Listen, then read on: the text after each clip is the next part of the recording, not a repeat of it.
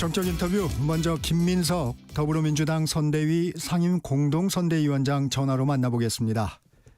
위원장님 안녕하세요. 네, 안녕하세요. 내일이 대선 본투표일입니다. 이재명 후보가 마지막 유세지로 서울 여의도공원을 정했다고 하는데 어떤 의미를 담은 건가요? 이번 빛의 혁명, 결국 이번 선거의 배경이 됐던 빛의 혁명, 그러니까 계엄과 군사 쿠데타를 저지했던 네. 그것이 국회 앞에서 여의도에서 이제 정치권, 국회와 시민들이 결합해서 사실 이뤄낸 일이기 때문에 네. 그때 국회 앞에서 망원 있죠, 응원봉을 들고서 이렇게 쭉 있었던 시민들이 모였던 곳이기도 하고, 네. 그래서 이번 선거의 의미는 기본적으로 내란 심판, 내란 진압에 있기 때문에 그런 의미를 담아서 여의도에서 모인다, 뭐 이렇게 의미를 아마 잡지 않았나 싶습니다. 네. 공식 선거운동 종반전은 네거티브 선거전이었습니다. 정책 경쟁은 이번에도 좀 미흡했다는 평가가 나오는데 공식 선거운동 전체적으로 총평해 주시면 어떻습니까? 공식 선거운동 전체가 네거티브 선거전이었다 이렇게 평가하기는 좀 어렵고, 네. 국민의힘 김문수 후보와 이준석 후보가 네거티브 선거전을 펼쳤다 이렇게 하는 것이 정확한 것 같습니다. 왜냐하면 이재명 후보와 민주당은 최대한도로 비전과 정책을 말씀드리려고 노력을 했는데, 사실 TV 토론 등에서도 나타났지만은 통상적인 비판을 넘어서서 과할 정도로 그냥 인신공격과 어떤 네거티브성만 해서 굉장히 아쉽게 생각을 하고 있고요. 네. 전체적으로는 한편으로 내란을 극복하고 어려운 경제를 살리기 위한 그런 두 가지를 놓고 진지하게 국민들께 그 앞에서 토론도 하고 또 말씀도 구했어야 하는데, 그런 점에서 굉장히 아쉬운 선거전의 측면이 있다 이렇게 생각하고 있습니다. 이재명 후보 대세론으로 선거운동이 출발했습니다. 위원장님은 압도적 승리보다는 안정적 승리를 강조해 오셨는데 본투표를 하루 앞둔 오늘 판세는 어떻게 보고 계십니까? 결과가 압도적인 승리가 된다면요, 그거를 싫어할 사람이 누가 있겠습니까? 그렇지만 현실은 내란 세력과 연관된 내란 문제와 선명하게 마지막까지도 손을 긋지 못했던 국민의힘이 다시 정권을 잡는 것에 대해서는 아니다 하는 분위기가 많지만, 그러나 우리 대한민국 국민들 가운데 국민의힘을 쭉 지지했던 분들의 숫자 자체가 없어진 건 아니기 때문에 그 표 차이가 압도적인 차이가 날 것이라고 기대하는 것은 과한 기대일 수 있고, 그러나 저희가 안정적인 승리를 했으면 좋겠다 이렇게 말씀드리는 것은, 네. 경제가 아시다시피 너무 어렵기 때문에 새 정부가 출범했을 때 IMF 때보다도 더한 위기 상황에서 일을 하게 되기 때문에, 만약에 이재명 후보가 책임을 지고 새로운 정부를 이끌어가게 된다면은 적어도 한두 해 정도는 좀 안정적으로 이렇게 국정에 전념하고 경제 살리기에 전념할 수 있는 환경을 만들어 주시는 것이 국가적으로 볼 때 바람직한 것이 아닌가 싶어서, 네. 헌법재판소의 결정도 사실은 보수 진보 중도 따지지 않고 8대0 만장일치가 난 이유가, 이것은 뭐 이념을 떠나서 윤석열 전 대통령이 잘못했고 그래서 새 정부가 출범해야 된다 이런 헌법재판소의 헌법적 판단 아니겠습니까? 그래서 지금 이번 선거의 의미도 국민들께서 내란을 극복하고 경제를 살릴 새로운 세력에게 안정적으로 일을 할 수 있게 해줘야 된다라는 선거의 의미가 있기 때문에 안정적인 승리를 말씀드리는 것이고, 거기서 안정적인 승리라고 하면 지금 이제 통상적으로 있는 정당 지지율 격차보다는 조금 더 나서 선거 끝난 다음에 또 부정선거에 모내 이러면서 뭐 내내 새롭게 출발한 대통령과 정부의 발목을 잡으면 되겠습니까? 그렇지는 않을 정도는 좀 표 차이를 만들어 주시면 좋겠다 하는 그런 생각이 있습니다. 선거운동 기간 중에 표심에 좀 결정적인 영향을 준 장면이나 발언, 사건이 있다면 어떤 것을 꼽으시겠습니까? 글쎄요, 뭐 크게 보면은 선거 전 한 달 전 여론조사의 결과가 바뀐 적이 없다고 하더라고요. 그래서 12월 3일 계엄 그날의 이후에 어떤 조사나 지표도 정권 교체 민심이 변한 적은 없다고 생각하기 때문에 그것을 변화시킬 그런 변수는 없었다고 보고요. 다만 실제 선거가 시작하고 나서 과거와 좀 달랐던 것으로 기억나는 것은 네. 저희 입장에서는 그 후보의 안전 문제, 테러에 대한 대책을 신경 쓰는 것이 굉장히 힘들기도 했고, 그래서 이제 과거에 보지 못한 양상들이 펼쳐졌죠. 이것도 다 결국 군사 쿠데타가 일어났던 그 반영 아닌가 싶고요. 그리고 선거 막판에 또 기억나는 거는 이준석 후보가 그 너무 좀 이렇게 통상을 벗어나는 그런 발언. 이해하기 어려운 그런 폭언을 해서 그것이 또 좀 충격을 줬던 거, 그런 정도가 기억에 나는 것 같습니다. 사전 투표율이 34.74%입니다. 역대 두 번째로 높습니다. 민주당에선 어떻게 해석하고 계십니까? 사전 투표를 한 분들의 이유가 여러 가지 있을 것이기 때문에 뭐 한 가지로 설명하기는 어렵지만은 빨리 투표하고 싶다는 분들도 계셨던 것 같고, 네. 실제로 빨리 투표하고 싶었는데 이것이 오히려 좀 부작용이 있을까 봐 좀 참은 분들도 이번에 꽤 있다고 저희가 들었고요. 네. 그리고 사전 투표를 할 만한데 그냥 이번에 어차피 정권 교체가 될 것 같으니까 그냥 포기한다라는 차원에서 또 떨어진 것도 있고, 이런 여러 가지가 합쳐서 만들어진 사전 투표율 역대 두 번째라고 보는데요. 결론적으로는 아마 사전 투표뿐만 아니라 본 투표까지도 그렇고 종합했을 때 굉장히 국민들의 어떤 나라에 대한 걱정이 많으시기 때문에 투표율이 저는 상당히 올라갈 것이다 이렇게 생각하고 있습니다. 이 사전 투표 과정에서 선관위의 관리 부실이 드러나기도 했습니다. 사실 그 부정선거 논란으로 곱지 않은 시선 속에서 투표용지 관리 부실이 잇따라 드러났는데 선관위의 선거 관리에 대해서는 어떻게 평가하세요? 선관위 선거 관리는 어쨌든 이러저러한 시비가 늘 있었지만은 흔히 이야기하는 어떤 무슨 무슨 갑 자체를, 그러니까 이 전산 자체를 사전에 어떤 부정적으로 하는 그런 것은 이미 가능하지도 않고 실제하지도 않았다고 정리가 되어 있는 것이고요. 네.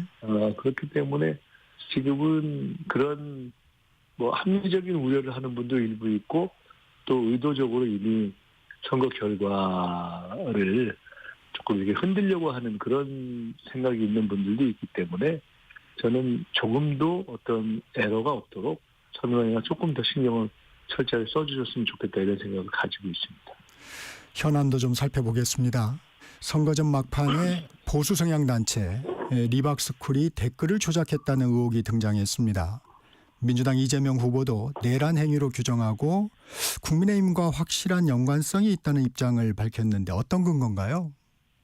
근거를 말씀드리기 전에 김문수 후보가 본인은 전혀 상관이 없다, 관련이 없다. 이미 그 리박스쿨의 핵심이 되는 분들로서 그 전에 연관됐던 김문수 후보가, 저도 그 정광훈 씨가 하는 건지 정확히 모르겠는데 무슨 자유통일당인가 거기 대표를 했었다는 거를 저도 이번에 알았는데요. 기독자유통일당 말씀하시는 거죠? 네. 그분들하고 찍은 사진 자체가 이미 그냥 객관적으로 존재하고 몇십 년 전의 일도 아닌데, 기억을 못하는 일도 아닌데 아무 상관이 없다고 난 모른다 이렇게 얘기하는 것이 오히려 이상한 것이어서, 어떤 근거가 있느냐라고 묻기 전에 그걸 어떻게 된 일이냐, 아니라는 근거를 대봐라 이렇게 묻고 싶습니다. 구체적인 내용에 대해서 해명한 게 아니고 전혀 모르는 일이다. 우리 당 댓글도 누가 다는지 모르는데 전혀 생생한 사진까지 다 남아있고 이미 관련해서 그런 몇 번이나 그 리박스쿨 등에 관련해서 각종 영상들이 등장하고 있기 때문에, 그걸 보니까 저는 꼭 윤석열 씨가 자기는 어떤 일이 자기는 전혀 상관없다고 하는 것과 똑같은 그런 것이 연상이 돼서, 누가 그 이준석 후보를 40대 윤석열이라고 하는 거를 보고 참 기가 막힌 비유다 이렇게 생각한 적이 있는데, 저는 김문수 후보를 보고 70대 윤석열이구나 이렇게 하는 생각이 들었습니다. 국민의힘에서는 이렇게 얘기해요. 이재명 후보 아들이나 유시민 작가 발언 등 부정적 이슈를 덮기 위한 공작이다 주장하는데 이건 어떻게 들으셨어요? 아니 그분들은 후보가 아닌데 출마한 후보가 아닌데 그걸 뭐하러 돕겠습니까? 게다가 그 이재명 후보 아들 문제는 이준석 후보가 사실 아닌 거를 갖고 엮어보려고 한 그런 허위 조작 사기적 어떤 발언을 한 것이기 때문에 그것과 뭐 연관시킬 일도 없고 덮을 일도 없죠. 그렇기 때문에 그 부분은 실제로 후보로 나온 이준석 후보의 망언이나 아니면 실제로 후보로 나온 김문수 후보의 리박스쿨 관련한 것들을 짚으면 되는 것이지 대통령이 정치를 하는 것이고 한데 이게 무슨 뭐 대통령 부인이 정치하는 것도 아니고 더구나 관계가 없는 혹은 지지하거나 이런 분들을 검증하는 일이 아니지 않습니까? 그렇기 때문에 그런 얘기를 갖다가 이렇게 결합시키고 붙이는 것 자체가 조금 없어 보인다 이런 생각이 듭니다. 민주당에서 댓글 조작 및 선거부정 신고센터를 설치해서 댓글 조작과 선거부정 행위에 대한 제보를 대대적으로 받겠다고 발표를 했습니다. 제보가 좀 들어오고 있나요? 이게 사실은 막판에 네. 아마 선거가 끝나고도 굉장히 이건 중요하게 확인해야 될 일이 생긴 거 아닙니까? 리박스쿨이라는 게 쉽게 얘기하면은 뉴라이트, 그러니까 완전히 잘못된 매국 사관을 우리 어린 학생들에게까지 이렇게 주입시키려 했던 그런 지금 어마어마한 그 사안의 일단이 드러난 것이어서 그것 자체로 이미 거대한 제보가 이미 의해서 시작이 되는 것이고 폭로가 저는 이에 대해서 관심을 이제 갖기 시작하셨기 때문에 계속 제보가 잇따를 걸로 보고 있습니다. 아직 공개해 줄 수 있는 내용들이 있는 건 아니고요? 이미 그 사안 자체를 처음에 공개를 했고 네. 시간이 지나면서 차근차근 할 텐데 벌써 이제 오늘 이제 내일로 선거가 이제 진행되기 때문에 이 문제는 아마 선거 후에도 매우 중요한 사안이어서 적절한 방식으로 국회 등에서 계속 점검을 해나가야 될 사안이다 이렇게 봅니다. 그것이 진행되면서 자연스럽게 더 실체가 알려지게 될 것이고 그에 대해서 이제는 선거가 끝난 후에 선대위 차원이 아닌 당 차원에서 필요해서 공개할 것이 있다면 당연히 그렇게 해가겠습니다. 이준석 개혁신당 후보가 촉발시킨 이재명 후보 장남의 인터넷 댓글 논란과 관련해서 이재명 후보가 자식 잘못 키운 게 잘못이라고 사과하면서도 법적인 책임을 엄정히 물어야 한다는 입장을 밝혔습니다. 어떤 책임을 강조한 걸까요? 아니 그 이재명 후보의 아들 문제는 본인이 관련돼 있던 이런저런 일에 대해서 이게 다 정리가 되고 끝난 일들입니다. 그런 것들에 대한 일반적으로 부모로서의 어떤 자세 이런 걸 이야기한 것이지 네. 이준석 후보가 엉터리로 갖다 붙인 것들에 대해서는 사실 그것에 대해서 법적 도덕적으로 이야기할 내용은 연계시킬 내용은 없습니다. 이번 건과 관련해서 명확하게 책임을 져야 할 것은 이준석 후보가 의도를 가지고 사실은 전혀 사실이 아닌 것들을 정치 쟁점화하기 위한 어떤 폭언, 비하 이런 것이 문제가 되는 것이기 때문에 저는 그 부분을 정리할 것이 급선무라고 생각합니다. 그것 때문에 각종 사회단체, 여성단체들에서도 문제가 됐고 본인도 그것이 과도했다는 걸 알기 때문에 사과한 건 아니겠습니까? 국회의원들이 오죽하면은 저것은 제명을 해야 될 일이다라는 정도로 반응이 나오고 있는 상황이어서 그에 대해서는 이준석 후보가 할 말 잘했다 또는 자기가 하고 싶은 말을 품격 있게 했다 이렇게 얘기하는 사람을 저는 본 적은 없습니다. 이 사안이 국회 윤리위에 제소되기도 했는데 위원장님은 이게 제명을 할 만한 사안이라고 보십니까? 이것은 어차피 이제 선거 끝난 후에 다룰 일인데요. 네. 제명 이전에 정상적인 국회의원은 이런 얘기를 안 합니다. 정상적인 국회의원으로서 존재하기 어려운 정도의 발언을 했다고 봅니다. 국민의힘에선 이재명 대선 후보 장남의 2억 3천여만 원 규모의 불법 도박 자금 출처가 수상하다. 검찰에 고발하겠다고 했습니다. 이 사안은 어떻게 대응하시겠습니까? 그건 뭐 하고 싶으면 하라고 하시고 문제가 있으면은 그런 것들은 다 밝혀지면 되는 것 아니겠습니까? 뭐 아무거나 갖다가 이렇게 뭐 문제 제기한다고 해서 없는 문제가 생기는 것은 아니기 때문에 그런 부분은 실제로 문제가 있으면 얼마든지 짚어가면 되는 문제라고 봅니다. 이런 부분이 표심에 영향을 줄 수 있을까요? 우리 국민들은 이미 윤석열 내란을 지켜보면서 이 내란을 극복하는 것이 얼마나 중요한지, 그리고 이를 극복하는 과정에 생각 이상으로 내란을 유지하고 승계하려는 세력들이 얼마나 끈질기게 남아있는지 하는 것을 보셨기 때문에 그것을 극복하는 것이 가장 중요한 문제여서 나머지 문제들과 우선순위를 혼동할 정도의 국민들은 아니시다, 이렇게 믿고 있습니다. 그것이 실제 일관되게 이번 선거 이전부터 계엄 이후에 일관되게 이런저런한 국민의힘의 여러 가지 주장과 저항과 그리고 반성을 안 함에도 불구하고 일관되게 정권 교체율이 높았던 이유다, 이렇게 믿고 있습니다. 더불어민주당에서 발의한 정보통신망법 개정안을 두고 공방이 벌어지고 있습니다. 허위 조작 정보 유포 금지를 담은 법안인데 국민의힘에서 비판하고 있어요. 이 대응은 어떻게 보고 계십니까?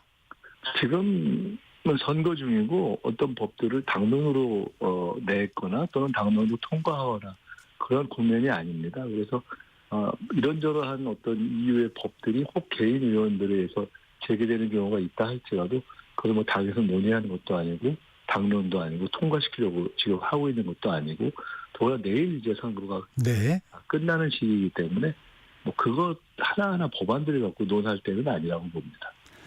김문수 후보와 이준석 후보 간 단일화가 사실상 무산된 분위기인데 위원장님께서는 내일 새벽 5시 50분까지 방탄 단일화 가능성이 있다고 했어요. 왜 그렇게 보시는 건가요?